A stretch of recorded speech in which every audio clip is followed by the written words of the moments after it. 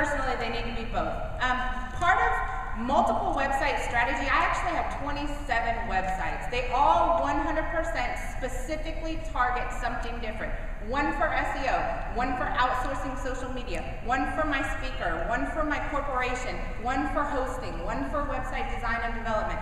So this is the reason why. Is it difficult to manage? Yes. However, you can create a core that feeds content to both of them, so you can have one database feed both sites. Don't do forwards, because forwards kill your search engine results. However, this is about time to cash. If I create one website that's all about collection services, versus I create 5 websites, one for medical collections, one for retail collections, one for apartment collections, these 3 sites will make money way before this site does. Because it's targeting, they say focus, it's targeting one specific audience, it's going to perform better on the search engines, and also it's going to talk to one audience, like Shama said over and over again. That is really, really important. So for yours, I personally would say split them. Here's a question for you. I have a question for you. Do you speak on what your expertise is? Yes. Okay, so I'm going to play the contrarian here. I would recommend one website. And the reason, and so Jennifer's points are for, yes, it's different, but you're catering to 2 different audiences. I come from a perspective of a lot of our clients are overwhelmed. They're like 2 different websites, right? It's sort of can you manage it? Yes, you can take a database and split it. But from personal experience, I have a website, I'm a speaker, and, fine, an expert in online marketing. The reason it helps is because now I have one site to optimize. I have one site to send people to. I'm not sending them to 8 different websites. Now, if you did something like you said, I knit and I speak, I'd say 2 different websites because very different audiences. But a lot of times, like when I'm speaking, a lot of those people will become clients and vice versa. Like clients will say, oh, you should come speak to our conference.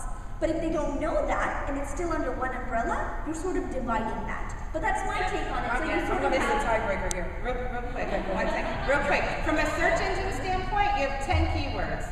So if you try and jam 10 things into one package, the problem is you dilute your efforts. So it will take you longer to achieve the same results as if you have 100% value in 2 areas. But our it's a keywords time are the thing. same though, because that's what I'm saying. Our expertise is relationships, right? One of the things that in radio, I've done radio and TV for about 15 years. When you're in radio and doing those crazy things, it's one thought, one time.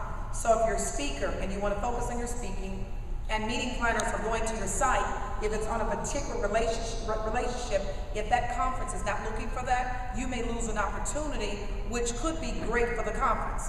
If you're expert, if you want to focus being the expert on relationships, the other site should be just focusing on that.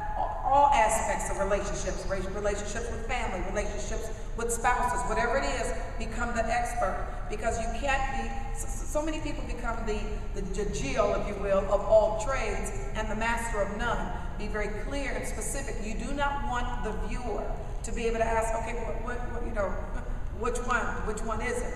They shouldn't have to do that.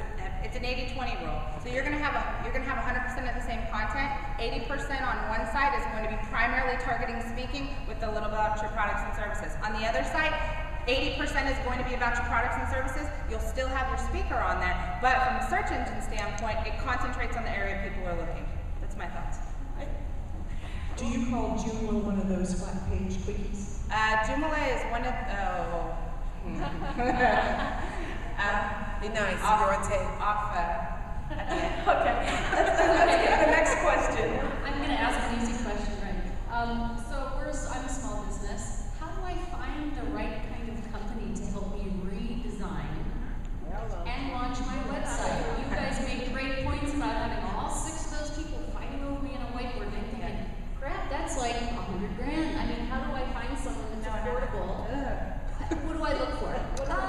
Like what Jennifer was saying, it's really important. What you want to look for is someone who has a team, right? So you're looking for someone who has designers, developers, and I think the misconception is big websites cost big money, and that's not necessarily true.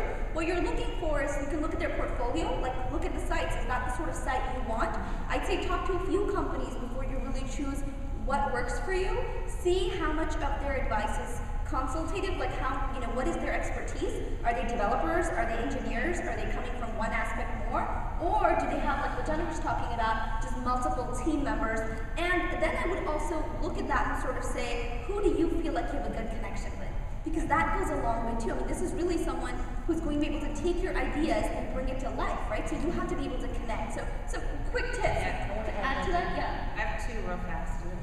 One is, if I'm going to get rid of price, because I'm not talking about that, but number one is performance. Evaluate their performance online, use that, and evaluate 5 to 10 of their clients. What you don't want to do is have someone build you a site that can't build their own. So now you have a tool that will give you very, very quick information to at least set the bar and say, you're not even going to get the interview if you don't pass these guidelines and I don't see 10 of your sites. You don't even have to have the conversation with them before you do that analysis. That can be done without a conversation. The second one is going to be what happens after go live.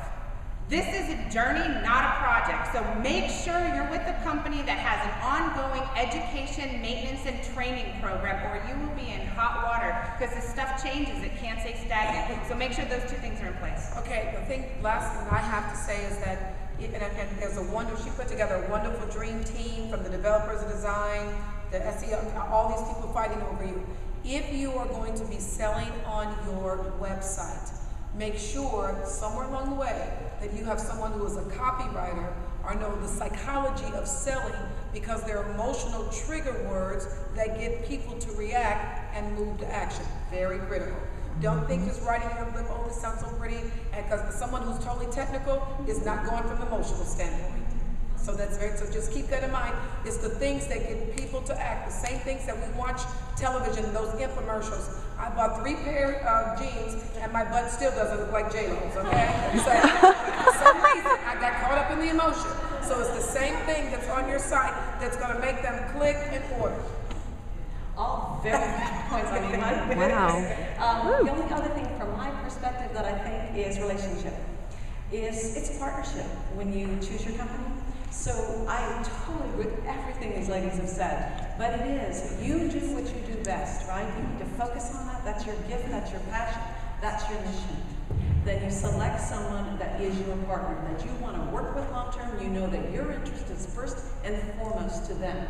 So, because when you're in and out and you're changing, you're doing all the things like that, you better like the company you're working with, and you better feel confident in the integrity and the ethics, and it's all about the relationship. So every single element that I heard about this, add that one, the only thing I didn't hear I wanted to throw in there, but I appreciate all of you that have come to the group today. I would like to, I don't know, Caroline is up here, we have a gift for each of them, and it's one of my clients, and it's a special blend of violet tea on behalf of eWomen, on behalf of Gisali. I really appreciate the time you lovely ladies took out of your day to